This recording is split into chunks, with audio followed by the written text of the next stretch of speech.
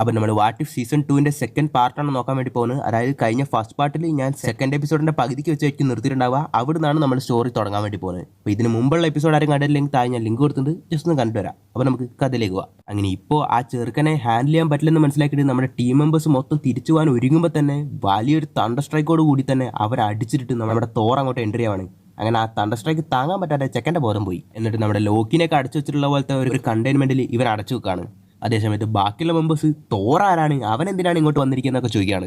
അപ്പോഴാണ് തോർ വരുന്നത്. അതായത് ഈ ചെറുക്കൻ ഫസ്റ്റ് വന്നത് യോത്തൻഹൈം ആണ്, പിന്നെ 9 റെലംസിൽ പോയിട്ട് മൊത്തം നശിപ്പിച്ചിട്ടൊക്കെയാണ് ഇവൻ ഇങ്ങോട്ട് എർത്തിലേക്ക് വന്നിരിക്കുന്നതെന്നൊക്കെ.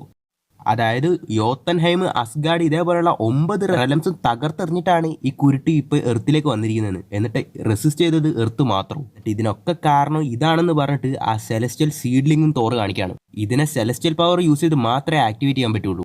ഈ ഒരു സാധനമാണ് ഈ മൊത്തം പ്ലേസിനെ തന്നെ ടേക്ക് കൺട്രോൾ എടുത്ത് നശിപ്പിക്കുന്നത്. ഇതിനെ ട്രിഗർ ചെയ്യാൻ വേണ്ടിയിട്ടാണ് ഈഗോ അവൻ്റെ അപ്പൻ അവൻ ഇങ്ങോട്ട് അയച്ചിരിക്കുന്നതെന്നും പറയാണ്. ഇതിനെ ഡയറക്റ്റ് ആയിട്ട് നമുക്ക് നശിപ്പിക്കാനും പറ്റില്ല. ഇതിന് ചുറ്റും ഒരു കോസ്മിക് എനർജി ഉണ്ടെന്നൊക്കെ തോർ പറയാണ്. ഇതിനെ നശിപ്പിക്കാനാണെങ്കിൽ അതും ഒരു സെലസ്റ്റിയൽ പവർഡ് ബീങ്ങിനെ കൊണ്ടേ പറ്റുള്ളൂ എന്നും പറയാണ്. അതായത് ഈ കൊച്ചു വയനെ വെച്ചിട്ട് തന്നെ ഈ സീഡ്ലിംഗ് നശിപ്പിച്ചാലേ ഈ വേൾഡിനെ രക്ഷപ്പെടുത്താൻ പറ്റുള്ളൂ എന്നൊക്കെ അവർ സംസാരിക്കുകയാണ്. അങ്ങനെ ഇവരിവിടെ സംസാരിച്ചുകൊണ്ടിരിക്കുമ്പോൾ നമ്മുടെ ആങ്പിങ്ങിന്റെ മകൾ ഹോപ്പ് അച്ഛൻ്റെ കീ കാർഡൊക്കെ എടുത്തിട്ട് ഈ പീറ്റർ ക്യൂലുള്ള ആ സെല്ലിൻ്റെ ഉള്ളിലേക്ക് തന്നെ വരികയാണ്. അപ്പോഴാണ് ഇവൾ അവനോട് ചോദിക്കുന്നത്, നീ ആരാണ്, എന്തിനാണ് ഇതൊക്കെ ഇങ്ങനെ നശിപ്പിച്ചുകൊണ്ടിരിക്കുന്നതെന്നൊക്കെ ആ പയ്യനോട് ചോദിക്കുകയാണ്.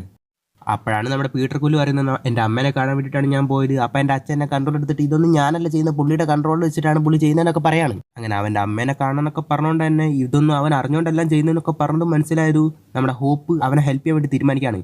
അങ്ങനെ അച്ഛൻ്റെ പിങ്ക് പാർട്ടിക്കിൾസ് യൂസ് ചെയ്തിട്ട് ആ മൊത്തം കണ്ടെയ്നറിനെ ചെറുതാക്കിയിട്ട് അവിടുന്ന് കൊണ്ടുപോവാണ്. എന്നിട്ട് നിന്റെ അമ്മേനെ പോയി കണ്ടോന്ന് പറഞ്ഞിട്ട് അവൻ അവിടുന്ന് തുറന്നു വിടുകയാണ്. എന്നിട്ട് പോകുന്ന വഴിക്ക് പാട്ടൊക്കെ കേട്ട് പോയിക്കോന്ന് പറഞ്ഞിട്ട് ആ വോക്ക്മാനും അവന് കൊടുക്കുകയാണ്. അങ്ങനെ അവിടുന്ന് നേരെ പാട്ട് കേട്ടോണ്ട് തന്നെ മിസൂറിയിലേക്ക് പീറ്റർ ക്വില്ല് പോവാണ്. അവൻ്റെ അച്ഛൻ ഇവനെ കോൺടാക്ട് ചെയ്യാൻ വേണ്ടി ഒരുപാട് കിടന്ന് നിലവിളിക്കുന്നുണ്ട്. പക്ഷേ ഇവൻ പാട്ട് കൂട്ടി വെച്ചിട്ട് ആ കണക്ഷനിൽ നിന്ന് ബ്രേക്ക് ആവാൻ വേണ്ടി ശ്രമിക്കുകയാണ്. അപ്പം തന്നെ ഇവ രക്ഷപ്പെട്ടെന്ന് മനസ്സിലാക്കിയിട്ട് ഹാങ്പിങ് മകളോട് എവിടെയാണ് അവനെ അയച്ചു വെച്ചതെന്നൊക്കെ ചോദിച്ചത്. ഞാൻ പറയാം, പക്ഷെ പറഞ്ഞാൽ നിങ്ങൾ അവനെ കൊല്ലത്തില്ല എന്നൊക്കെ ചോദിച്ചത് ഇല്ലെന്നൊക്കെ പറഞ്ഞിട്ട് അവസാനം എങ്ങനെയൊക്കെ പറയാണ്.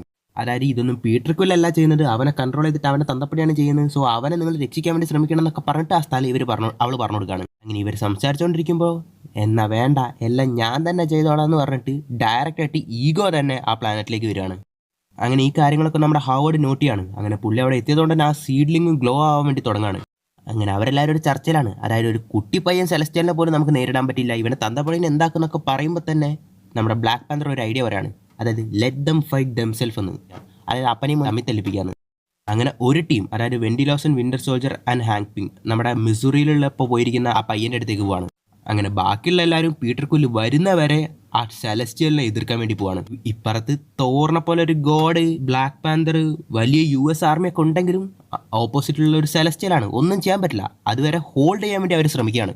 അങ്ങനെ അഫ്കോഴ്സ് പുള്ളി ഓവർ പവർഡ് ആയതുകൊണ്ട് തന്നെ അതിനെ എതിർക്കാൻ വേണ്ടിയിട്ട് ഒരുപാട് പാടുപെടുകയാണ് ഇവിടെ. അതേപോലെ തന്നെ ഇപ്പത്ത് നമ്മുടെ ഹാങ്പിങ് അഫ്കോഴ്സ് ഒരു ഡാഡാണ്, അതുകൊണ്ട് ഓരോന്നൊക്കെ പറഞ്ഞ് ആ പയ്യനെ കൊണ്ടുവരാൻ വേണ്ടി ശ്രമിക്കുകയാണ്.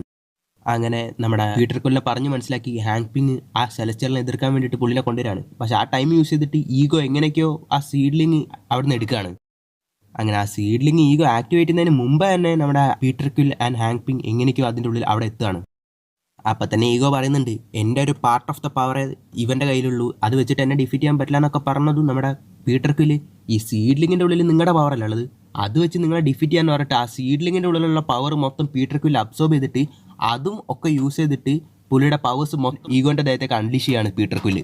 അങ്ങനെ ആ ബ്ലാസ്റ്റിൽ ഈഗോ ഭസ്മമായി പോവാണ്.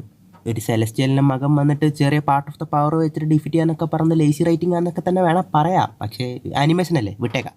അങ്ങനെ നമ്മുടെ ഹാങ്പിങ്ങും പീറ്റർ ക്വില്ലിനോട് നല്ല നല്ല ജോലിയാന്നൊക്കെ പറഞ്ഞിട്ട് അഫ്കോഴ്സ് പീറ്റർ ക്വില്ലിനെ ഹാങ്പിങ് ദത്തെടുത്ത പോലെയാണ് കാണിച്ചിരിക്കുന്നത്. അങ്ങനെ ഇപ്പോൾ യുദ്ധമൊക്കെ കഴിഞ്ഞുകൊണ്ട് തന്നെ എല്ലാവരും ജോളിയായിട്ട് പാർട്ടി ചെയ്തുകൊണ്ടിരിക്കുകയാണ്. അപ്പോഴാണ് നമ്മുടെ തോർ പറയുന്നത്, ഇപ്പോഴേക്ക് നമ്മൾ ഇവിടെയുള്ള ഈഗോനെ ഡിഫീറ്റ് ചെയ്തെങ്കിലും ഈഗോയുടെ ഒറിജിനൽ ബ്രെയിൻ ഇവിടെയല്ല, വേറൊരു പ്ലാനറ്റിലാണ് ഉള്ളതെന്നൊക്കെ പറഞ്ഞിട്ട് അതിനെ നശിപ്പിക്കാൻ വേണ്ടി പുള്ളി പോവാണെന്നൊക്കെ പറയാണ്. ബാക്കിയുള്ള എല്ലാവരും മച്ചാനെ നമ്മളിവിടെ എല്ലാവരും ഒരു ടീമായിട്ട് വർക്ക് ചെയ്യുന്നതെന്ന് പറഞ്ഞിട്ട് അവരെല്ലാവരും ഒരുമിച്ച് ആ ഈഗോയുടെ ആ പ്ലാനറ്റിലുള്ള ആ ബ്രെയിൻ നശിപ്പിക്കാൻ വേണ്ടി പോവാണ്. അങ്ങനെ അവിടെ ഈ എപ്പിസോഡ് തീരാണ്. പിന്നെ ഞാൻ എപ്പിസോഡ് 3 കുറച്ച് സ്കിപ്പ് അടിക്കുകയാണ്, നേരെ ഡയറക്റ്റ് എപ്പിസോഡ് 4ലേക്ക് പോവാണ്. കാരണം എപ്പിസോഡ് 3 വലിയ കാര്യമൊന്നുമില്ല, അത് പിന്നെ പറയാം. എപ്പിസോഡ് 4ൻ്റെ തുടക്കത്തിൽ തന്നെ കാണിക്കുന്നത് അവഞ്ചേഴ്സ് 1 ആ ന്യൂക്ലിയർ വെപ്പൺ ന്യൂയോർക്കിലേക്ക് വരുമ്പോൾ നമ്മുടെ അയൺമാൻ നേരെ അത് പൊക്കി പോർട്ടലിൽ കൂടെ സ്പേസിൽ കൊണ്ടുപോയിട്ട് താനോസിൻ്റെ ആ മൊത്തം ചിറ്റാരി ആർമി തന്നെ നശിപ്പിച്ചിട്ടുണ്ടാവും. കൃത്യസമയത്ത് തന്നെ ആ പോർട്ടൽ ക്ലോസ് ചെയ്യുന്നതിന് മുമ്പ് തന്നെ അയൺമാൻ തിരിച്ച് ഭൂമിയിലേക്ക് വീണിട്ടും ഉണ്ടാവും. ഈ യൂണിവേഴ്സിലും നമ്മുടെ അയൺമാൻ അതേപോലെ തന്നെ ചെയ്യാണ്. പക്ഷേ കൃത്യം അത് തിരിച്ച് നമ്മുടെ അയൺമാൻ ഭൂമിയിലേക്ക് എത്തുന്നതിന് മുമ്പ് തന്നെ ആ പോർട്ടൽ ക്ലോസ് ആവാണ്. അങ്ങനെ ആ സ്പേസിൽ അയൺമാനെ കാണാതാവാണ്.